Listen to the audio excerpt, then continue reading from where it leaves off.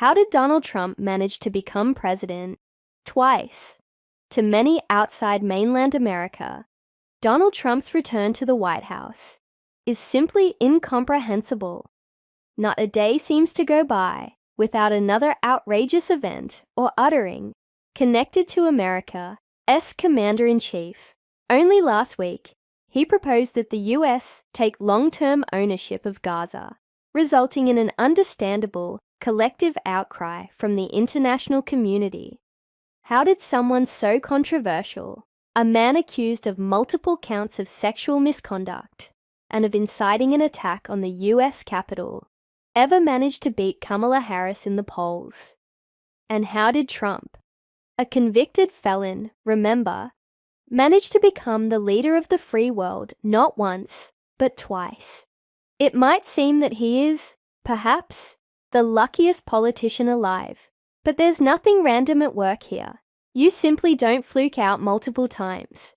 To make sense of it all, you need to understand the South. As Trump's domination of polls in southern states like Florida, Texas, Georgia, and South Carolina provided a solid foundation to his race for the White House, one he ultimately won comfortably against Kamala Harris. But why has the South been so fiercely loyal to him? Everything becomes clear when you examine its history, its pivotal role in the Revolutionary War, the influence of the American Civil War a century later, and how the South has unfailingly championed state sovereignty. These historical foundations are absolutely crucial to understanding the appeal of Trump and of contemporary American politics as a whole. A fundamental shift in the American political landscape became evident during the Republican primary debate on 6th of August, 2015. Trump's blunt, often abrasive style may have been derided by his opponents, but it struck a chord with those who believed that the conventional political discourse had become disconnected from reality. His no-nonsense and unashamedly partisan policies reflected the concerns and anxieties of many voters who were eager to see a return to core American ideals, ones they felt had been eroded in the bid for greater inclusivity and diversity. One of Trump's most powerful messages was his scathing criticism of the North American Free Trade Agreement, NAFTA.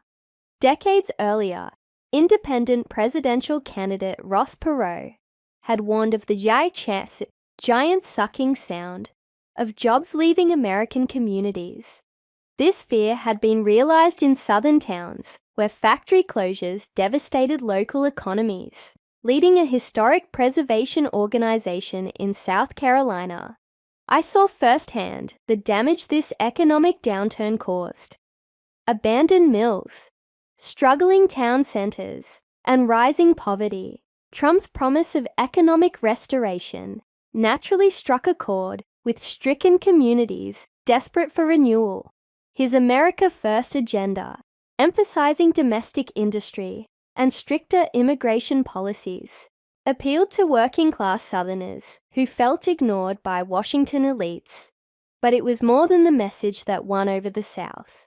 Trump's direct, unfiltered style made him a compelling figure. His rallies, filled with energy and camaraderie, reinforced his status as an outsider challenging the establishment. The region's long-standing skepticism of powerful, centralized authorities made his defiance of Washington insiders virtually irresistible. For conservative values remained deeply embedded in Southern culture, rooted in a tradition of evangelical Christianity and personal independence. Many trace their lineage to early immigrants who sought religious freedom and economic opportunity, and issues such as gun rights and family values continue to be deeply significant. Despite his personal contradictions, Trump successfully positioned himself as a champion of these ideals. His appointment of conservative judges and advocacy for religious freedoms, read Christian religious freedom, was and remains music to the ears of many in the South, strengthening his standing among evangelical voters. while comparisons to Southern icons, like Andrew Jackson and Strom Thurmond, have painted him as a leader willing to fight for what was right, rather than compromise. Though born in New York, this Yankee is a good old boy through and through. Yet, Trump's approach has not been without challenges for his Southern fan base.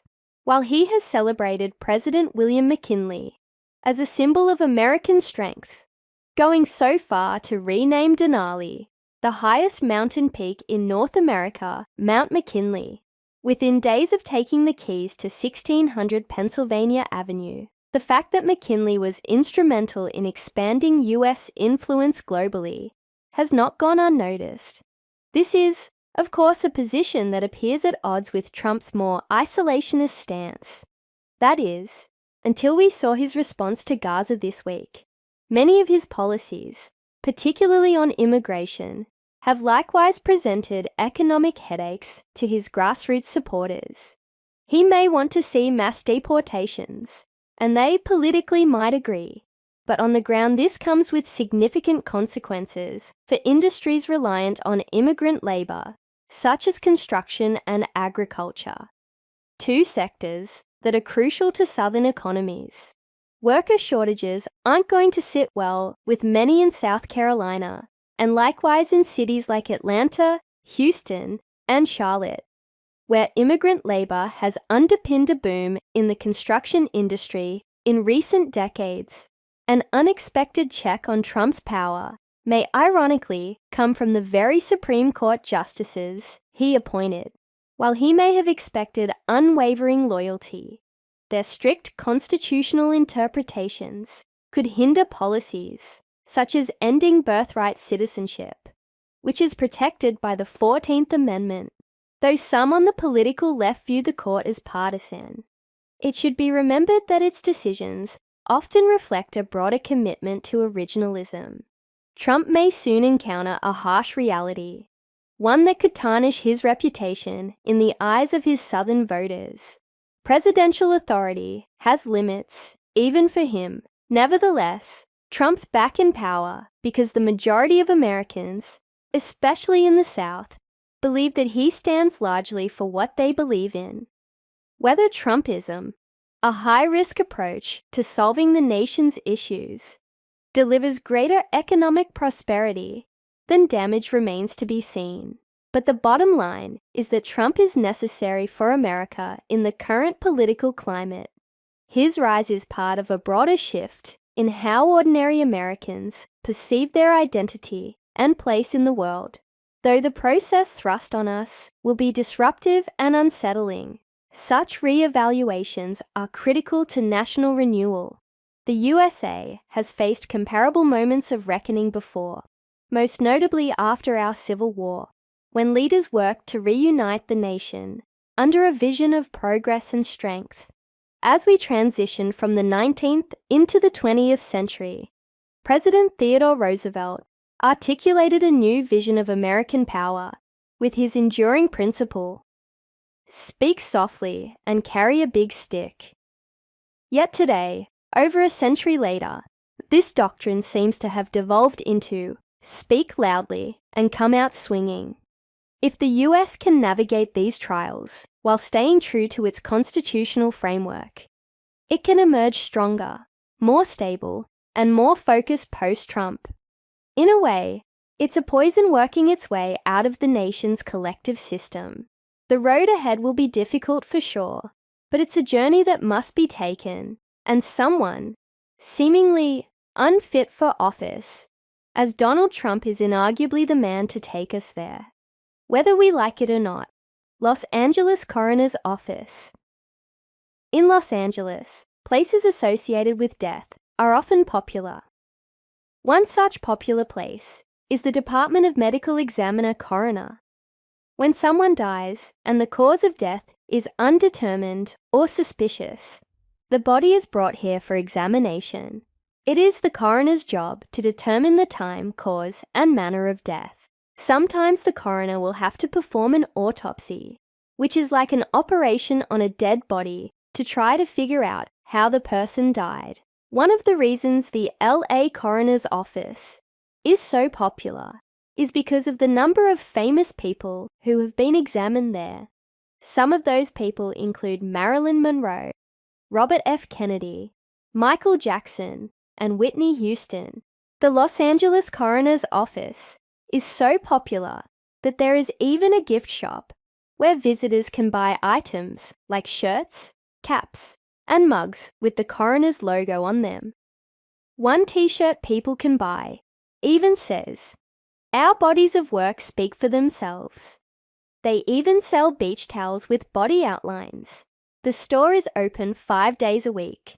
They also have a website and a paper catalogue for those who are not close enough to visit. The coroner's office claims the purpose of the store is to tell people how fragile life is and to create awareness and responsibility toward one's actions. Some people feel that having a store in the same place where dead people are is disrespectful. There have been a number of television shows about the LA Coroner's Office.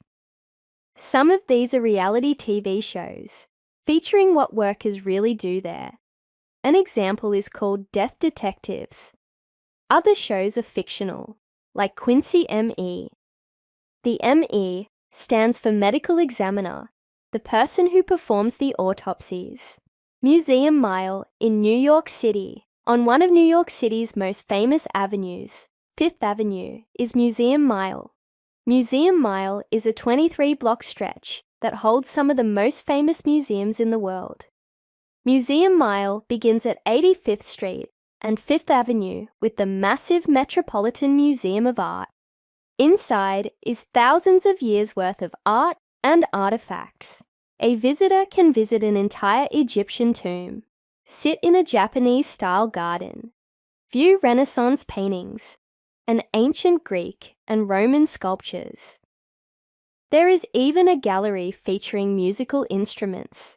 In the summer, there is a rooftop garden where there are spectacular views of the city, especially of Central Park.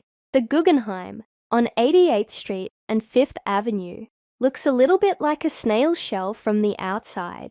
When it opened in the 1950s, the swirling architecture, designed by Frank Lloyd Wright, was thought to be ugly by many. This museum focuses on modern art, but sometimes features special exhibits, like one they had a few years ago, of ancient Mexican ruins.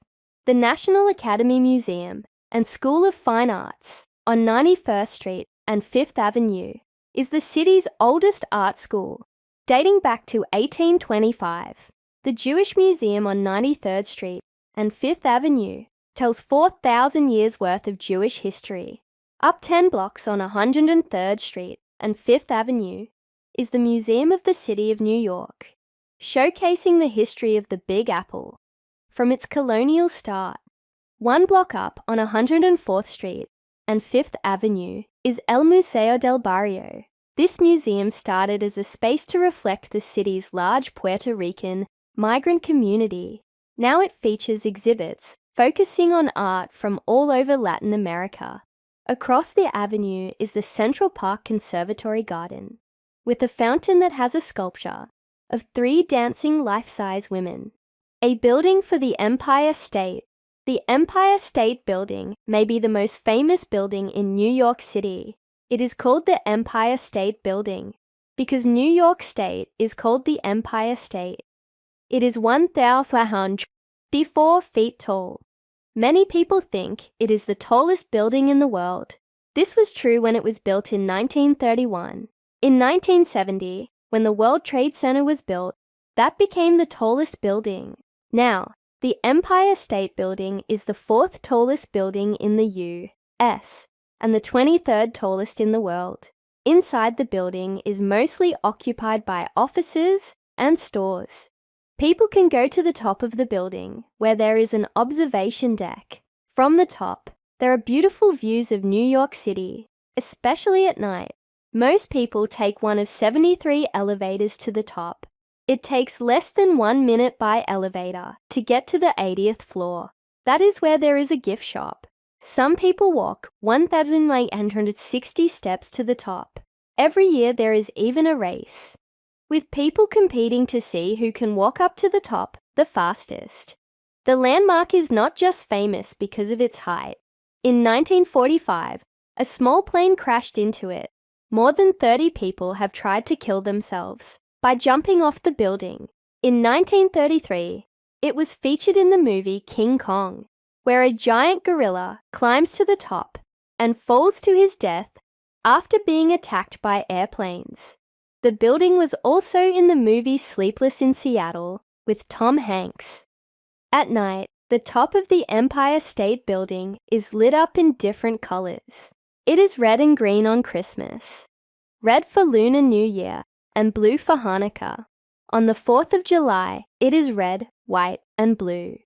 The Statue of Liberty, enlightening the world. Most people do not know that the full name of the Statue of Liberty is the Statue of Liberty, enlightening the world. She is a symbol of freedom, especially for many immigrants. When many immigrants came to the United States in the late 1800s, Lady Liberty in New York Harbor was assigned to tell them that they had made it to America. Inside the base of the statue, there is a plaque with a famous poem written on it. The poem is The New Colossus by Emma Lazarus. Many immigrants feel this poem speaks to them, the reasons they came to America. One line of the poem is, "Give me your tired, your poor, your huddled masses, yearning to breathe free." Lady Liberty was not always green. She used to be copper-colored, but the years have caused the copper that the statue is made of to change color.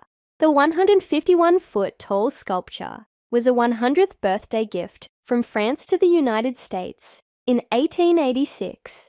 It is located on Liberty Island, right off the southern tip of Manhattan, New York City. The only way to get there is to take a ferry. Inside the base of the statue is a museum. To get to the crown, people have to climb 377 steps up a double spiral staircase from the feet of the statue. There is no elevator. People need to be in good shape to climb to the top. People used to be able to climb up to the torch of the statue, but it was shut down because it was too easy to fall off. About 4 million people visit the Statue of Liberty every year. People who can't go to New York can see replicas in Las Vegas and other parts of the world. Rockefeller Center, top of the rock. Rockefeller Center is a complex of 19 buildings. It is named for a famous New York City business magnate, John D. Rockefeller, who built the group of buildings from 1930 to 1939. The most famous building in the complex is the General Electric Building, where NBC television studios are based. It is smack in the middle of Manhattan, New York City, between 5th and 6th Avenues, and between 48th and 51st Streets. The address of the GE building is 30 Rockefeller Plaza. That's how the show 30 Rock got its name. The show was filmed there. Saturday Night Live, a popular American late-night show, is also filmed there. Visitors can get tickets to see a show being taped and can also tour the studios. Visitors to Rockefeller Center can visit the plaza, which becomes an ice skating rink in the winter. Every year, a huge Christmas tree is placed there, and thousands of people attend the tree lighting ceremony, which always features famous singers. In the spring, summer, and fall, the plaza becomes a cafe. In the middle of the plaza is a statue of the Greek god Prometheus. His myth states that he brought fire to the world. 200 flags from all countries of the United Nations surround the plaza. Radio City Music Hall is another famous building in Rockefeller Center. Many musicians give concerts here, but it is best known as the home of the Rockettes, a dance company named for Rockefeller Center. They are famous for their kick lines and are best known for performing in the Radio City Christmas Spectacular, an annual musical holiday stage show. Manhattan, New York City. Manhattan is a small island that is one part of New York City. New York City, the Big Apple, is actually made up of 5 sections called boroughs. These boroughs are Manhattan, Queens, Brooklyn, Staten Island, and the Bronx. Manhattan has the most people of all the boroughs, about 1.5 million, even though it is the smallest borough by size. If you send a letter to someone who lives on Manhattan, don't write Manhattan on the envelope. You should write New York, New York, like the famous Frank Sinatra song. Because the island is so small, most people live and work in tall buildings. Some of these buildings are called skyscrapers because it looks like they are touching the sky. Some famous skyscrapers in Manhattan are Empire State Building, Chrysler Building, 70 Pine Street, Trump Building, GE Building, and Citigroup Center. Manhattan is connected to the other boroughs by a series of bridges and tunnels. The most famous bridge may be the Brooklyn Bridge because of its brick arches. The New York City subway, a massive mass transit system that mostly runs underground, also connects the island to the rest of the boroughs. Manhattan, like the other boroughs, has many different neighborhoods, many of which are named for the ethnic communities that first lived there. Some of these neighborhoods include Little Italy, Little Germany, Little Brazil, Chinatown, and Koreatown. One of the most famous parts of Manhattan is Times Square. Times Square is called the crossroads of the world. Every year, millions of people gather there on New Year's Eve to watch an illuminated crystal ball drop. There are many theaters around Times Square. Most of these theaters are on Broadway, a famous street considered the home of the American theater industry. Another famous Manhattan street is Fifth Avenue. A part of the avenue features expensive designer stores like Tiffany's. Fifth Avenue is also famous for its Museum Mile. Las Vegas, Nevada. For many years, gambling in the United States was legal only in the state of Nevada. Nevada is a western state that is east of California, south of Oregon and Idaho, west of Utah, and north of Arizona. It is a desert state where little rain falls during the year. It is a little more than 275 miles from the city of Los Angeles, which is where most of its visitors come from. Driving from Los Angeles is about 4 hours. Las Vegas, which means the meadows in Spanish, was established by the Mexicans in the mid-1800s. Much of what is now the southwestern part of the United States was then part of the Mexican Empire. The city was a railroad town established in 1905, and the first legal casino appeared in 1931. Las Vegas is now a gambling town, where people from all over the United States come to vacation. Its population is under 2,000, making it the 30th largest city in the country. Its original population in 1905 was only 5,000. Much of the city's growth is due to the gambling industry. Many states have since legalized gambling, including New Jersey and California, but Las Vegas remains the #1 tourist city for gamblers in the U.S. Today, some of its largest and most beautiful hotels include Bellagio, Flamingo, Caesar's Palace, Treasure Island, Mandalay Bay, and Wynn. These hotels are on Las Vegas Boulevard, which is commonly called the Strip, with its nearly year-round sunshine, beautiful casinos, and variety of gaming options. Las Vegas remains the best location for gambling in the U.S. Mr. Rogers' Neighborhood. Mr. Rogers' Neighborhood was one of the most successful and well-liked children's show in the history of public television. Public TV differs from the more common commercial television in that it is not funded by advertising revenue. Public television is a network of television stations throughout the country that is dedicated to bringing alternative programming to the people of the United States. Mr. Rogers' Neighborhood ran from February 1968 through August 2001 and was hosted by the show's namesake, Fred Rogers. It was a half-hour children's show that featured the popular Rogers as host. It is often referred to as the Mr. Rogers Show. Rogers began his show in 1953 on a PBS station in the northeast part of the country as the Children's Corner. He performed as a puppeteer, and it was aired on live television. There, Rogers developed many of the characters that would become famous as his show progressed.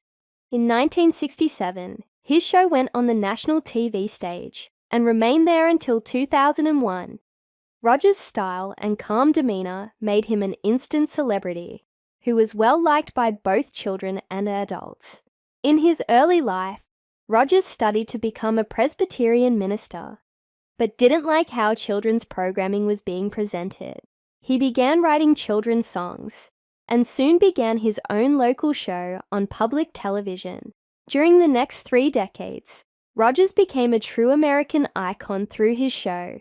His great compassion, morality, and patience were possibly his most liked characteristics. Rogers was not only a great TV personality, he was also a human rights advocate. He received the Presidential Medal of Freedom, as well as the Peabody Award for Meritorious Public Service. Rogers was inducted into the Television Hall of Fame and has received approximately 40 honorary degrees. The Cinco de Mayo celebration. The Cinco de Mayo, or 5th of May, is a holiday celebrated by Mexicans in the United States. Before 1776, much of the southern and western states, such as Texas, New Mexico, Colorado, Nevada, Arizona, and California, were part of Mexico. Following the war between the US and Mexico in the 1800s, these states became part of the United States, but there still remained a very large Mexican population. The Latino population is the largest single ethnic group in the country. It accounts for 17% of the nation's population, and 63% of those Latinos are of Mexican origins. The Cinco de Mayo is a large celebration in the country's southwest region. It celebrates the Mexican victory in the Battle of Puebla against France on May 5, 1862. Curiously, the day is celebrated more in the United States than it is in Mexico itself. In Los Angeles, the city celebrates the event with the Fiesta Broadway, which is the largest Cinco de Mayo celebration in the world. More than 500,000 people come to downtown LA to participate in the street fair that covers 24 square blocks. The celebration takes place on the last Sunday of April. There are rides, games, and especially food at this celebration, and it is growing every year. Los Angeles is not the only Southland city to host Cinco de Mayo celebrations. The cities of Corona, West Los Angeles, and Commerce also have events, and the famous Olvera Street celebration in downtown LEA is also very popular. One of the most unique Cinco de Mayo events takes place in the Hancock Park district of Los Angeles. It is called the Cinco de Mayo. This celebration is an annual charity event that began in 1999. It is a private party that benefits the homeless by providing shelter and support. Cinco de Mayo is a truly American celebration. The attack on Pearl Harbor. On December 7, 1941, the United States of America was attacked by the Imperial Japanese Navy at Pearl Harbor, Hawaii. The surprise attack was intended to destroy the American Pacific Fleet that stood in the way of Japan's complete domination of the Pacific Ocean during the 1940s. The attack was coordinated with attacks in the Philippines, Malaysia, Singapore, and Hong Kong. Pearl Harbor was attacked by more than 350 Japanese airplane fighters, bombers, and torpedo planes that were launched from 6 aircraft carriers. The early morning attack sank 4 U.S. battleships, and 4 more were heavily damaged. 6 of the 8 battleships were restored and returned to service, but the Japanese also destroyed or damaged 3 cruisers, 3 destroyers, a mine layer, and an anti-aircraft training ship. In addition, 188 U.S. aircraft were destroyed, with many of them on the ground. The attack was devastating. It took the U.S. years to recover from all the damage caused on that fateful morning. However, the Japanese were unable to destroy their main targets, the Navy's aircraft carriers. By what some call a stroke of luck, the US carrier fleet was out to sea at the time of the attack. The country was in shock at the news of the disaster. US President Franklin Delano Roosevelt called the attack cowardly and declared December 7th as a day that will live in infamy. On December 8th, the United States formally declared war on Japan. This plummeted the country into World War II, which Roosevelt had long hoped to avoid. Soon after the United States' declaration of war against Japan, Germany, which was a Japanese ally, declared war on the US, and the country was now fully involved in the greatest war in the history of the world. Funeral customs in the United States of America is one of the most diversified countries in the world. It is comprised of many different cultures from Latin America, Europe, Asia, and Africa. It is truly a melting pot of diversity. All these cultures have come together to create a new culture, an American culture. Many of the traditions, customs, religions, and celebrations of these cultures have been adopted into American culture, including funeral traditions. Traditional American funerals are basic. They usually include some sort of religious ritual, followed by a procession to the burial grounds and a small ceremony at the gravesite. But these vary depending on the culture. At most American funerals, the deceased person's family sends out a death announcement called an obituary.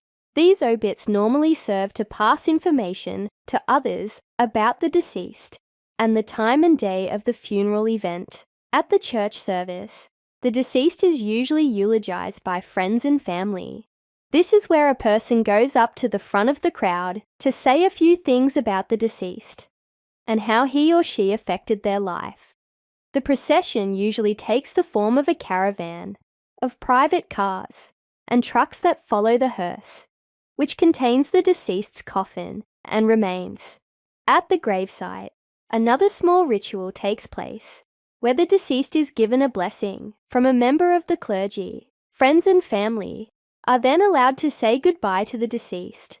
There is an American tradition of picking up a handful of soil and tossing it on the coffin as a way of saying farewell to the deceased. The family then gathers at a home or restaurant with some of the attendees to have a meal and to exchange stories before going on their way. Most cultures in the US have adopted this traditional American funeral ritual, but many include features that are unique to their individual culture. The John F. Kennedy assassination, one of the most significant dates in the history of the United States, is November 22, 1963. That is the day President John Fitzgerald Kennedy was assassinated in Dallas, Texas. While riding in an open-air car, the president was visiting Texas for the first time since his inauguration in January 1961. Kennedy was one of the most popular presidents in the history of the United States and still remains so today. His death shocked the nation for several reasons, but mostly because it was televised on a live broadcast. Kennedy was the first president to appear on television at a time when most Americans owned a TV. He was not the first president to be televised, but previous presidents who appeared on TV did not reach the general public because before 1960, not many Americans owned a set. Kennedy was warned not to ride in an open-air car that day by his bodyguards, but he wanted the public to see him live. He did not want to be hidden behind an armored car. According to the official government commission, Kennedy fell victim to a single assassin, Lee Harvey Oswald, but many Americans dispute that finding to this date. Police say Oswald shot the president from a building, while Kennedy rode in his car with his wife. The mood was festive at the time as the city of Dallas welcomed the president to Texas. Kennedy was a handsome young president who was the youngest man ever to reach the presidency. Oswald later killed a Dallas police officer during his escape from the crime scene, but was soon found hiding in a movie theater. He required police protection from an outraged public and was held in protective custody. Oswald, who was a former member of the US military, was unhappy with the president for his policies, but never admitted to being the assassin. Conspiracy theories involving rival political parties, the Cuban government, and organized crime have also been advanced as to who actually killed Kennedy. Social class in the United States, generally people's class, is defined by how much money they make. In the US, generally there are three classes: poor, middle class, and rich. Some people also think there is another class in between poor and middle class called working class. United States culture is based on the idea that people can move up the economic ladder and become middle class or even rich if they were born poor. This is the idea of going from rags to riches. Moving up the class ladder is not easy though. Higher education needed to get a good paying job is expensive. Class in the United States is more than just how much money a person makes though. Education, what job a person has, where they live, and the culture all play a role in what class a person will be classified as. For example, a person with only a high school diploma and a low-paying service job may be considered poor or low class, while a person with a PhD who owns their own company would be considered high class or wealthy. In a way, this makes sense because high-paying jobs usually require a high-level education, but for some people, class is something you are born with. For example, the children of billionaire Donald Trump were born rich and upper class without having done anything to earn that status. Gender plays a role too in how someone can move up the economic ladder. Women earn less than men do, so it is harder for them to accumulate wealth. Race also plays a role in how much people earn and their ability to move up the economic ladder. In the United States, most families require both the man and woman to work in order to support the household. Rosa Parks and the civil rights movement. Rosa Parks is a prime example of how an ordinary American can change the world around her. She was born in 1913 in the southern state of Alabama. Parks became famous for challenging a discriminatory policy in the city of Montgomery, Alabama. During the 1950s, Black Americans in the South were not allowed to ride in the front seats of public buses. If a white person needed that seat, blacks were expected to get out of their seats and go to the back of the bus, which was designated as colored only. On December 1st, 1955, Parks refused to obey the bus driver's order to surrender her seat to a white passenger who had boarded the bus. Even though Parks was seated in the colored-only section, the bus was filled, and she was required by law to give her seat to the white rider. Parks was arrested and charged with civil disobedience. She later said she had grown tired of giving in. Her arrest and subsequent trial made Parks a national symbol for the civil rights movement. Her arrest also led to the Montgomery bus boycott. That was a political and social protest campaign against racial segregation. Although the boycott only lasted 21 days, it was instrumental in the Supreme Court decision to declare Alabama's practice of segregation unconstitutional. Parks has remained a symbol for the civil rights movement even after her death in 2005 at the age of 92. She has been called the First Lady of Civil Rights by the United States Congress and the Mother of the Freedom Movement. She has been honored by the US government with prestigious awards such as the Presidential Medal of Freedom and Congressional Gold Medal. She has been honored with her own museum in Michigan and has received several other civil rights awards, both before and after her death.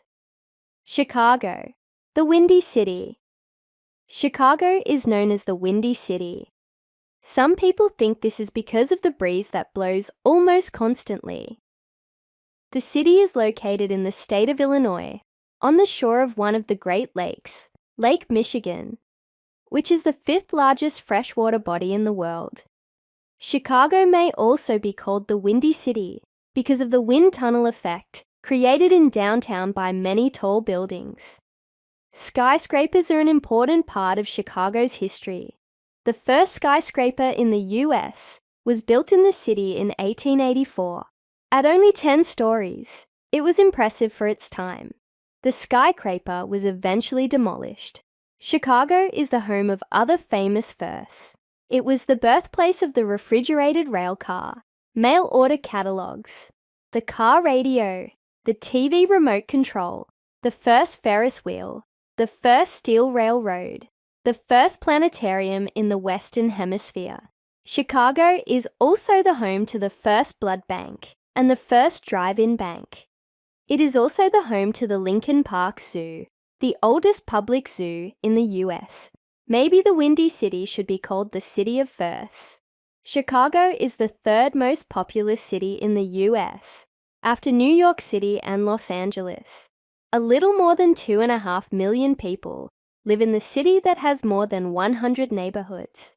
President Barack Obama used to live in Chicago. Nearly 40 million people visit Chicago every year. Many of them visit the Willis Tower. Formerly known as the Sears Tower, it is the tallest building in the Western Hemisphere. It takes only a minute to get up to the 103rd floor sky deck, thanks to some of the fastest elevators in the world. From the sky deck, visitors can see 4 states: Indiana, Illinois, Michigan, and Wisconsin. Boston, a revolutionary city. Boston is the capital of Massachusetts. It is the largest city in the New England state and is rich with history. This is why over 12 million people visit the city every year. It is a very old city. Founded in 1630 by English colonists fleeing religious persecution. The American Revolution, when colonists known as patriots fought for their independence from the British, began in Boston with the Battle of Lexington. Other key events in the Revolution occurred in the city. One was the Boston Massacre, when British troops fired upon protesters, killing 5. The Boston Tea Party, when colonists dumped an entire shipment of British tea into the harbour to protest taxes, was not a party at all. Paul Revere's Midnight Ride, where he warned colonists of British troops approaching, also happened in Boston. Many of these sites can be accessed by taking a walk down the Freedom Trail, a red line of bricks embedded in the ground through the city. Boston is also a city of notable firsts. America's first public school was founded in Boston in 1635, Boston Common, where British troops camped during the American Revolution and where early colonists hanged people, is the oldest public park in the United States. Boston is also home to the oldest subway system in the United States. Like many cities in the United States, immigrants played a large role in its development. Irish immigrants who settled in Boston, for example, played a large role in both local and national politics. Boston also has a large and active Puerto Rican community, an Italian community. President John F. Kennedy and his family have ties to Boston. Boston is also well known for many colleges and universities that surround it. Some of the most famous are Harvard and the Massachusetts Institute of Technology. Boston attracts more than 350,000 college students from around the world.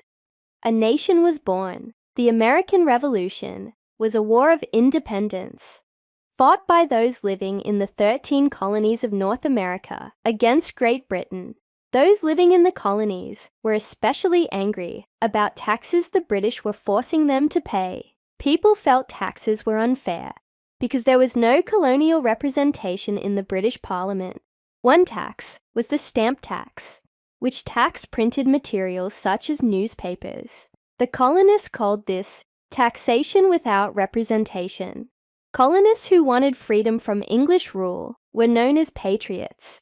Those who supported British rule were known as loyalists. Before full-scale war broke out, there were many acts of protest by patriots, like the Boston Tea Party, when Bostonians boarded British ships and dumped 342 chests of tea into the harbor because of a tea tax. On April 19th, the first shots were fired in Lexington and Concord, Massachusetts, which officially started the war. Many people were involved in the struggle for independence. Benjamin Franklin, Thomas Jefferson, and John Adams worked together to write the Declaration of Independence. On July 4th, 1776, patriots declared themselves free. Most people know George Washington was the first president of the United States. Before that, he was the commander-in-chief of the Patriot Army. Most of the battles in the American Revolution were fought in the Northeast, in places near Boston and New York. The British, known as Redcoats because of their red uniform jackets, had help from German mercenary soldiers called Hessians. Patriots had support from other Europeans. France entered the American Revolution on the side of the colonists in 1778. This helped force the British surrender at Yorktown, Virginia in 1779. However, fighting would not formally end until 1783, with the Treaty of Paris, when Great Britain recognized the United States as an independent nation. The American Civil War. The American Civil War happened from 1861 to 1865. The main cause was Southern states feeling that the U.S. federal government in Washington, D.C. should not have the power to tell them what to do. This was especially true about two issues: taxes and slavery. The Southern economy was based on agriculture, while the Northern economy was based on manufacturing. Southern crops like cotton were sold to factories, and then Southerners had to pay taxes on the finished goods, sold back to them like clothing. Many Southerners felt this was unfair. Additionally, the agricultural economy in the South was reliant on the labor of enslaved Africans and their descendants. Many people, especially from the North, felt this was wrong and that slavery needed to be abolished. Southerners felt the abolitionists were threatening their way of life. 7 Southern slave states banded together, declared their secession, and formed the Confederate States of America. The government in Washington, D.C. and its army was known as the Union. Since they were fighting to keep the country united, Abraham Lincoln was President of the United States during the Civil War. The President of the Confederate States was Jefferson Davis. The first battle was the Battle of Fort Sumter. During the war, President Lincoln issued the Emancipation Proclamation, which declared the freedom of slaves in the Confederate States of America.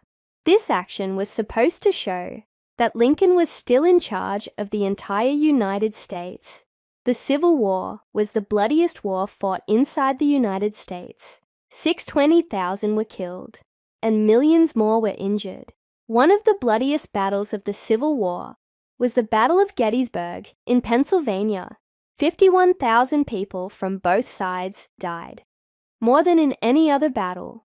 The Civil War ended in 1865, when General Robert E. Lee of the Confederate Army surrendered. Fires that changed cities. Fires are destructive. They also create changes. In 1871, a fire burned most of Chicago to the ground. Many people think the fire was started when a cow knocked over a gas lamp. Most of the city at the time was built of wood. This, combined with the famous Chicago winds and a drought, made the city burn down quickly. The fire lasted for 3 days. 100,000 people were left homeless, and at least 300 were killed. What was amazing was how quickly the city was rebuilt, eventually becoming the 3rd most populous city in the United States. The Great Boston Fire of 1872 created a property damage of $73.5 million, more than any other fire in the U.S. history. Most of downtown Boston and the financial district burned down in the fire that began in a warehouse basement. 30 people died, and thousands lost their jobs and their homes. However, the city was rebuilt in 2 years. It began enforcing building regulations because of the fire. The 1911 Triangle Shirtwaist Factory fire in New York City caused the fourth highest loss of life from an industrial accident in the U.S. history. 123 women and 23 men, all garment workers and mostly poor immigrants, died from the fire. Smoke inhalation, or falling or jumping to their deaths. Child labor was not uncommon. The youngest victims were two 14-year-old girls who worked in the factory. So many people died because the owners of the factory locked the doors to the stairs and exits. This was to prevent the workers from taking breaks and stealing. As a result of the fire and huge loss of life, many people began protesting poor working conditions. The U.S. Congress passed laws improving factory safety conditions. Women workers also formed a union to fight for better working conditions. A bewitched city, Salem, in the state of Massachusetts, is called the Witch City. But don't be afraid. There aren't women wearing pointy black hats riding around on brooms. The New England city is called the Witch City because of an infamous set of trials that happened there in 1692 to 1693. At the time, the city was just a town in the British colony of Massachusetts. The Salem witch trials accused more than 200 people of being witches. People believed witchcraft was real and was criminal.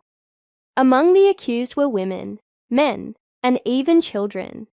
19 people were sentenced to death. They were all hanged. One of the accused was tortured, with heavy rocks being placed on him until he was crushed underneath the weight. 7 others died in jail. There was never any proof that those accused and convicted were really witches. Historians think that people would accuse people because of family feuds. Other historians think that a domino effect occurred, with people becoming hysterical after one accusation. Fear of witches spread like a disease. The Salem witch trials have become a part of the city's history. The Crucible, a play about the trials by Arthur Miller, has been turned into a movie. The city is not ashamed of its past, but rather uses it to teach tolerance and earn some tourist dollars. There is a memorial dedicated to the innocent people who died because of the witch hunts. There is a witch museum that tells the story of what happened. Many people visit Salem around Halloween. Salem police cars have witch logos. A local public school is known as the Witchcraft Heights Elementary School, and the Salem High School sports teams are named the Witches. Films and television shows featuring fictional witches have been filmed in Salem, including Hocus Pocus and Bewitched. The United Nations in New York City. The United Nations, an international organization founded in 1945 after the Second World War by 51 countries, has its headquarters along the East River in New York City. Technically, anyone who visits UN headquarters is not in New York anymore. They are not even in the United States. That is because the land and buildings are considered international territory. The United Nations has its own flag, its own post office, and its own postage stamps. There is no need to change currency, however. The UN uses the US dollar. 6 official languages are used at the United Nations. They are Arabic, Chinese, English, French, Russian, and Spanish. UN rules override the laws of New York City. This does not mean that people can commit crimes there and get away with it. There is no immunity to those who commit crimes there. The property where the United Nations now stands used to belong to a slaughterhouse. The current buildings were completed in 1952. The perimeter of the UN is lined with flagpoles, with the flags of all 193 UN member states, and the UN flag. They are arranged in alphabetical order in English. Some may think it's great to be a neighbor to a peacekeeping agency like the UN. Many New Yorkers don't always think so, though. Every time a dignitary like a president or prime minister visits, streets are closed, making it hard to get around and to find parking. You don't need to be a diplomat to visit the UN, though. There are tours Monday through Friday, and not just in English. Guided tours are available in English, French, German, Italian, Japanese, Korean, Mandarin, Portuguese, Russian, Spanish, and Swedish. Visitors can have a meal at the delegates' dining room, featuring a buffet of food from all over the world. New York City, the Big Apple. Apples don't grow in New York City, so that's not why it is called the Big Apple. There are many legends about how the city that never sleeps got its name. One story says that a famous brothel owner named Eve gave the city its name. Another version of history claims the name has its roots in show business, with performers calling New York the Big Apple, since it was the best place to get noticed. There is one legend that says the city got its name because of the large number of unemployed selling apples on the streets of New York City during the Great Depression. The term more likely has its roots in horse racing. From the 1920s, prizes were called apples, and a newspaper reporter, when writing about races, often would call the big prize the Big Apple. In fact, the Big Apple soon was used to mean any big city. In the late 1920s through the 1940s, the Big Apple was not just a nickname for New York, it was also the name of a song, a dance, and a place to dance and sing. New York City was the heart of the jazz music scene in the 1930s and 1940s. In Harlem, uptown Manhattan, there was a club called the Big Apple. There was also a 1938 short film of the same name featuring black jazz musicians and dancers. In the 1970s, the city tourism agency began using the term the Big Apple on purpose. There is even a street corner in Manhattan called Big Apple Corner. One New York City baseball team, the New York Mets, have a big red apple that pops out whenever the Mets hit a home run in their Stadium City Field. While the origins of the Big Apple nickname are unclear, it seems to be here to stay. The World Trade Center. The original World Trade Center opened in New York City in 1973. The most famous part of the complex of buildings was the Twin Towers. They were named because they were almost exactly the same. The only difference is that one had a tall antenna on the top. When they were built, the 1,268-foot tall buildings were the tallest in the world. Such tall buildings needed a way for people to travel in them. The towers had 95 elevators in total. Visitors used to travel to the 107th and 110th floors, where there were observation decks from which one could see the entire city and New Jersey. Inside there were offices, shops, a hotel, and on the top floor of one of the towers, there was a restaurant called Windows on the World. The restaurant even hosted a salsa night on Thursdays. A number of subway lines ran underneath the towers. The World Trade Center complex, with a total of 7 buildings, was so large that it had its own zip code. In 1974, a French man walked a tightrope between the Twin Towers. The World Trade Center survived a bombing in 1993. The skyline and spirit of New York City were changed after September 11, 2001. That morning, 2 planes crashed into the World Trade Center in downtown Manhattan. At first, the top floors of the buildings were in flames. Soon they came tumbling down, covering lower Manhattan in hot metal and ash. A total of 2,153 people died. For weeks the air smelled of burnt metal and plastic. It took 8 months for the site to be cleaned. Years later, the World Trade Center is rebuilding. There is a new tower, called the Freedom Tower. There is also a memorial and museum to honor those who died in the 2001 attack.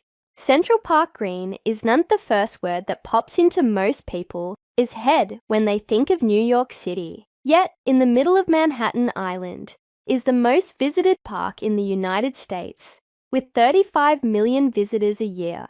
Central Park, a National Historical Landmark, takes up 843 acres of land. It is a green space where people go to escape the noise and crowds of urban life. Before it opened in 1857, it wasn't an empty space. People lived on that land. They were mostly poor free blacks, Irish and Italian immigrants. They were forced off the land to construct the park. One section of the park is called Sheep Meadow. Now it's just a grassy area where people can lie in the sun. But actual sheep used to graze there from 1864 to 1934. The sheep from there were eventually moved to another park in the city. Many events take place in Central Park, especially in the warm spring and summer months. There is an outdoor theatre where Shakespeare's plays are performed. The plays are free, which causes such high demand that people line up for hours before performances to get inside. There are also free music concerts.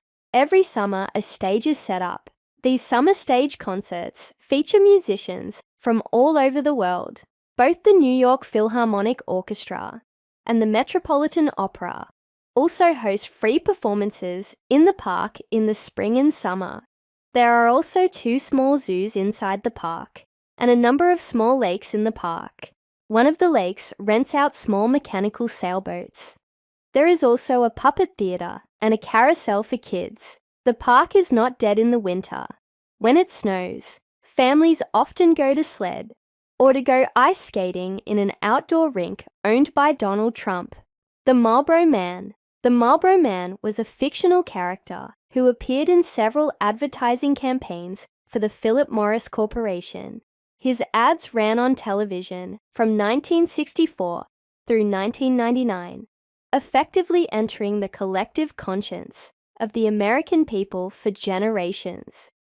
Philip Morris is one of the largest tobacco-producing companies in the world, and the corporation used the Marlboro Man with great success over the years. The Marlboro Man was a strong, rugged-looking man who rode a mighty horse and traveled throughout the country promoting tobacco products. He appeared in television, radio, print, and billboard ads for decades. When the United States Surgeon General deemed tobacco smoke as unhealthy in the 1960s, the beginning of the end for the Marlboro Man had begun. The Surgeon General began an anti-smoking campaign by requiring all cigarette companies to place its warning label on each package sold in the country. The warning included the wording that tobacco smoke can cause lung cancer. Soon the pressure was on the tobacco companies to curb their advertising campaigns. In 1955, tobacco sales reached $15 billion in the United States alone. After the Marlboro Man was introduced to the American public, that total reached $20 billion. This increase was largely based on the Marlboro Man campaign. The company also started an advertising scheme by offering genuine Marlboro Man gear for sale. These commodities were of high quality that appealed to the outdoor type of person. The gear ranged from camping equipment, hats, to outdoor clothing. It was very successful in its time. This success came at a great expense, though. 4 men who portrayed the Marlboro Man died of lung cancer, earning Marlboro cigarettes as the cowboy killer. The Marlboro Man is still popular in some parts of Europe and Japan, where smoking is still in vogue.